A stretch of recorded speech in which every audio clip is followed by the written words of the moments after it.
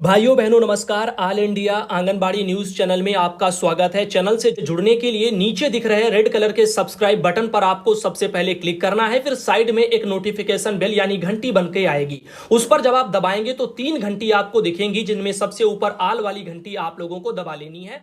आंगनबाड़ी सेविका सहायिका मिनी बहनों, आज मानदेय और प्रोत्साहन की सच्ची खबरों में आप सभी का स्वागत है। आज बहुत सी जानकारी आपको देखने को मिलेंगी। सबसे पहले तो आपको बता दें मानदेय के संबंध में कि सलमा बी बहन जो मध्य प्रदेश राज्य के शाजापुर जिले से आती हैं, उन्होंने जानकारी भेजी है कि 15 जुलाई को उनके यहां पर 5500 रुपया जो मध्य प्रदेश की राज्य सरकार देती है, वो पैसा उनका 15 जुलाई को आ गया है। शाजापुर जिले से ये जानकारी है और ये जून महीने का 5500 रुपया है, जो कि मध्य प्रदेश राज्य सरकार का पैसा है। बाकी इसमें जो 4500 रुपया है जो इनके अभी बकाया है, वो केंद्र सरकार के हैं। तो केंद्र सरकार का अभी मध्य प्रदेश के शाजापुर में नहीं आया है, लेकिन राज्य सरकार का वहां पर पैसा 15 जुलाई को भेज दिया गया है। इधर हम बात करते हैं प्रोत्साहन राशि की, जो उत्तर प्रदेश से निकल के आ रही है। तो यूपी की आंगनबाड़ी बहनों, आप सब भी वीडियो को ध्यानपूर्वक सुनिएगा। आपके यहां से जानकारी है कि उत्तर प्रदेश में प्रोत्साहन राशि, जैसा कि मैंने पहले आपको बताया था कुछ दिन,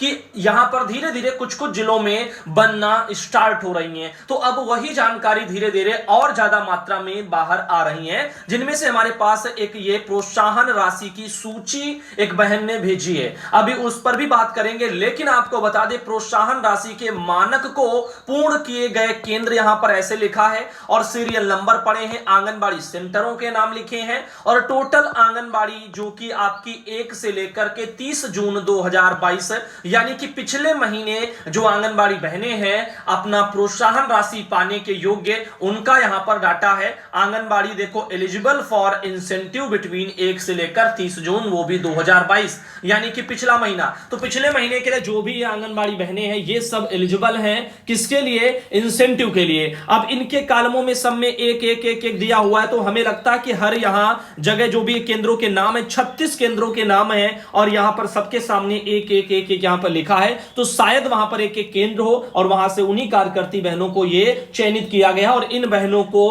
प्रोत्साहन राशि मिल भी सकती है। अब ऐसे में धीरे धीरे करके जिलों में प्रोत्साहन राशि को लेकर के उसे बनाने के लिए धीरे धीरे काम आगे बढ़ रहे हैं। इस वाली जानकारी को कविता बहन है जो उत्तर प्रदेश के बस्ती जिले से आती हैं, उन्होंने भेजा है और नीचे उन्होंने लिख करके भी भेजा है। इनका कहना है कि यह बस्ती जिले के रामनगर ब्लॉक की प्रोत्साहन सूची है। 198 केंद्र में से मात्र 36 केंद्र जून माह में यानी पिछले माह में पीएलआई यानी कि प्रोत्साहन के लिए पास हैं, लेकिन अभी पैसा नहीं मिल रहा है। यह दुख की बात है।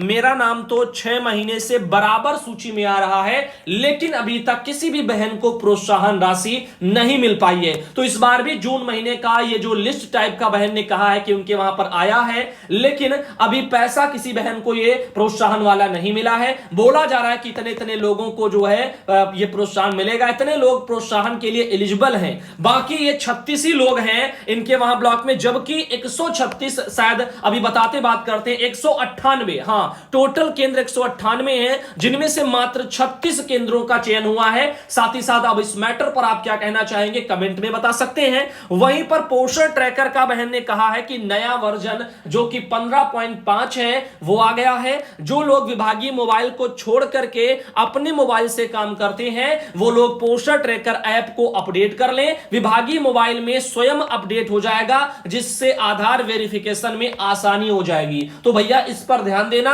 और अपना अपना पोषण ट्रैकर अपडेट कर लेना, तो ताकि आपकी समस्या थोड़ी बहुत वहां पर सॉल्व हो जाए। इधर हम बात करते हैं एक और मैटर पर प्रोत्साहन से ही जुड़े हुए।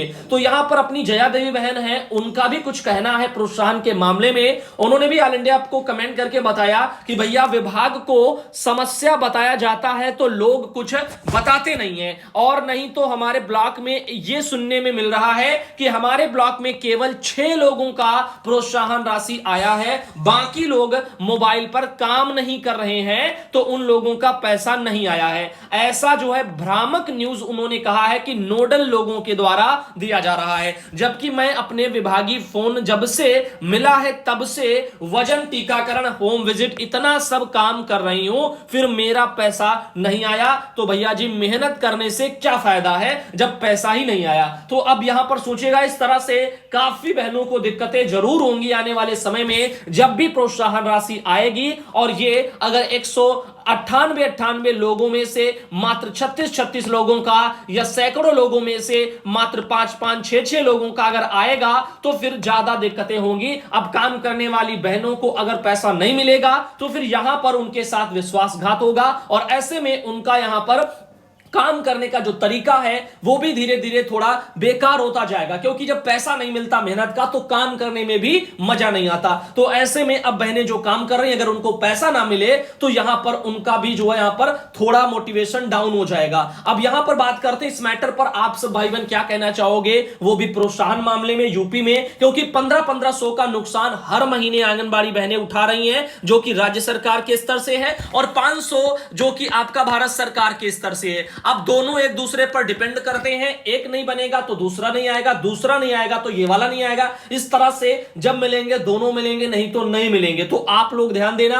अब इस मैटर पर क्या कहना चाहोगे। 2-2 हजार रुपए का चूना उत्तर प्रदेश में आंगनबाड़ी बहनों को लग रहा है। मेहनत बेचारी कर रही है, पोषण ट्रैकर पर भी काम कर रही है, आए दिन उस पर खराबियां बनी रहती हैं जिसके चलते काम नहीं हो पाता और विभाग द्वारा ढंग से जो आधार कार्ड भी बनाए नहीं गए, ना ही कैंप लगे जो आधार बन जाए। अब ऐसे में फीडिंग पर भी जोर दिया जा रहा है, वेरिफिकेशन पर जोर दिया जा रहा है। यही चीजें अगर पहले आंगनबाड़ी केंद्रों पर कैंप लगा करके आधार बनवा दिए गए होते तो आज हर बच्चे का आधार होता, अच्छे तरीके से पोस्टर ट्रैकर पर वेरीफाई भी होते। तो इन सब चीजों को ध्यान देना। और उसके अलावा पोस्टर ट्रैकर पर भी बार बार आने वाली दिक्कतें, उनसे भी दिक्कतें बनती हैं। और तो और विभाग ने हिंदी दिवस ये सब मनाते हैं, हमारे देश में हिंदी का बहुत गुणगान बखान करते। जिस दिन हिंदी दिवस मनानी होती है वैसे अपने देश का गुणगान, और बाकी दिन जो है यहां तक पोस्टर ट्रैकर पर हिंदी वर्जन भी नहीं ला पाए हैं। यानी फील्डिंग में जो नाम है वो हिंदी में तक नहीं हो सकते हैं, वो अंग्रेजी में ही रहेंगे। भाई ऐसा क्यों है? क्या एक छोटी सी जो है यहां पर समस्या का समाधान विभाग नहीं कर सकता? अगर नाम हिंदी में हो जाएंगे, जो कम भी पढ़ी लिखी हैं पहले के जमाने की,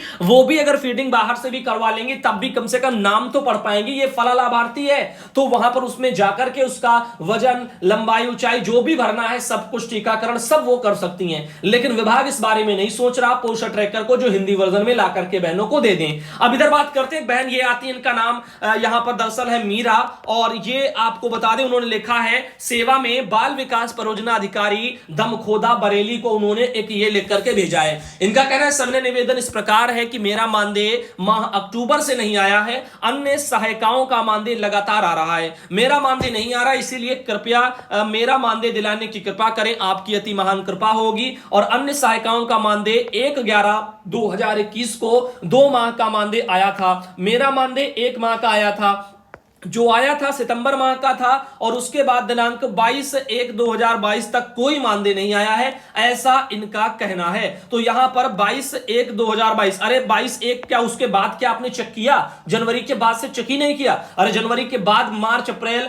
मई, इन महीनों में भी पैसे आए हैं। तो इस बारे में थोड़ा सोचिए और अपना बैंक जाकर के स्टेटमेंट निकलवाइए और उसमें देख लीजिए, हो सकता है आपका पैसा आ चुका हो। तो यहां पर क्योंकि आप कह रही हैं कि दिनांक 22/1/2022 तक कोई मानदेय नहीं आया, अरे इसके बाद न जाने कितने महीने आपने गुजार दिए हैं, उनमें भी तो चेक करिए। अब इधर बात करते हैं, यहां पर रचना बहन आती हैं हरियाणा से। अब हरियाणा से एक बहुत ही बढ़िया सी जानकारी है, 975 में से अभी 542 वर्कर और हेल्पर की बहाली की जा चुकी है। ये अपनी वही बहनें हैं जो धरना प्रदर्शन की थी और इनको विभाग ने नौकरी से हटा दिया था। तो बर्खास्त हुई आंगनबाड़ी वर्कर और हेल्पर में से 293 को आज जो है बहाल कर दिया गया, जिसकी विभाग द्वारा चिट्ठी यानी कि सरकारी आदेश भी जारी हो गया है। अब हेल्परों, ये लिखा है सभी हेल्परों और विधवा या एकल वर्करों जिन पर एफआईआर दर्ज नहीं है और अदालत में मुकदमे दर्ज नहीं चल रहे हैं, उन्हें बहाल किया गया है। तो आइए देखते हैं, यहां पर आपको बता दें ये रहा वो लेटर जो निदेशक महिला बाल विकास हरियाणा पंचकूला से, और ये 14 जुलाई को जारी हो गया। और आप देख सकते हैं हड़ताल के दौरान विधवा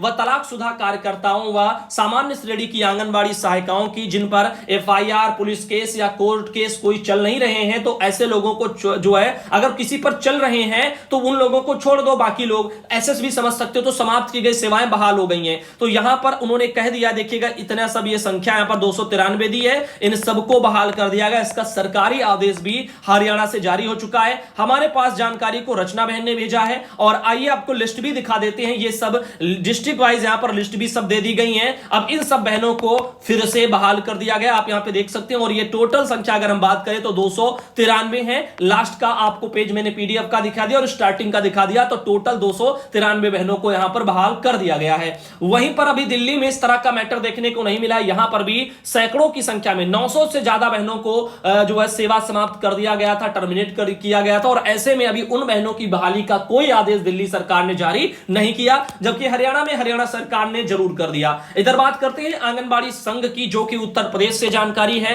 तो यूपी में आंगनबाड़ी संघ का 22 तारीख को प्रदर्शन देखने को मिल सकता है। यहां पर बताया जा रहा है नगर स्थित रामलीला मैदान परिसर में आंगनबाड़ी कार्यकर्ता संघ द्वारा अपनी मांगों को लेकर के अभी बैठक करके रणनीति भी बनाई जा चुकी है। कार्यकर्ताओं ने आर्थिक शोषण का यहां पर आरोप लगाया है और कर्मचारी संघ ने हक की आवाज को लेकर के यहां पर बैठक की है। साथ ही साथ बता दें, रॉबर्ट्सगंज नगर स्थित रामलीला मैदान परिसर में बृहस्पतिवार को आंगनबाड़ी कर्मचारी संघ की बैठक में निर्णय लिए गए हैं। अपनी मांगों को लेकर के 22 जुलाई को कलेक्ट्रेट प्रदर्शन पर यानी कलेक्ट्रेट पर बहनें प्रदर्शन करेंगी। तो ऐसे में आप यहां पे देख सकते हैं, बताया जा रहा है कि कोविड काल में कोरोना मरीजों को लेकर किए गए सर्वे का मानदेय यदि आंगनबाड़ी को नहीं दिया गया तो 28 जुलाई को सीएमओ कार्यालय का घेराव किया जाएगा। तो यहां पर अभी कोविड टाइम वाला जो सर्वे का पैसा वो शायद इन बहनों को वहां नहीं मिला, जिसके चलते बहनें वहां पर स्वास्थ्य विभाग को भी चेतावनी दे रही हैं। अभी काफी जगह आपने देखा था 2 साल वाला जो खैर था 500 महीना के हिसाब से, तो वो 12,000 रुपए बताया जा रहा था कि पैसा आ चुका है और काफी जगह आया था। हो सकता है यहां पर ना पहुंचा और इसलिए बहनें परेशान हैं। और यहां पर विभाग को, स्वास्थ्य विभाग को भी ध्यान देना चाहिए और जो भी पैसा है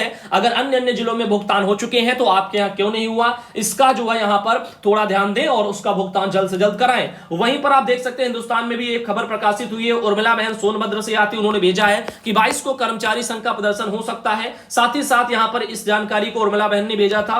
और अगर हम और आगे बात करें तो एक ये उर्मिला बहन ने और लेटर भेजा जिसमें लिखा आंगनबाड़ी वर्करों ने बैठक करके रणनीति बनाई और यहां पर आप देख सकते हैं मांगे पूरी न होने पर 22 को बहनें धरना प्रदर्शन करेंगी। तो इस तरह से यहां पर कुछ जानकारी आ रही है जो कि उत्तर प्रदेश के सोनभद्र से आ रही है। तो आज का जो जानकारी है अब आगे आपको ले चलते हैं और आपको बता दें कि बहन है सरोज जो कि कुशीनगर से आती हैं। इन्होंने एक फोटो भेजी है और नीचे उन्होंने लिख करके भी भेजा है कि मैं आपका समाचार 3 सालों से देखती हूं और एक भी उन्होंने मिस नहीं किया है। तो बहुत अच्छी बात है, बहुत बहुत धन्यवाद है कि उन्होंने जो है 3 सालों से वो बराबर वीडियो देख रहे हैं और इनका कहना है कि उन्होंने एक भी वीडियो मिस नहीं किया है। तो इसके लिए बहुत बहुत धन्यवाद। साथ ही साथ प्रेमलता बहन है हरदोई से आती हैं और उन्होंने अपने वहां से किए फोटो भेजी है। साथ ही साथ कुछ और भी बहनें हैं, ये है मिथिलेश मुरादाबाद से आती हैं और इनके अलावा ये आती हैं निशा जो कि गोंडा से आती हैं। साथ ही साथ एक ये बहन आती हैं सुषमा जो कि शाहजहांपुर से हैं और अगली जो बहन है उनका नाम है गीता देवी जो बहराइच से आती हैं।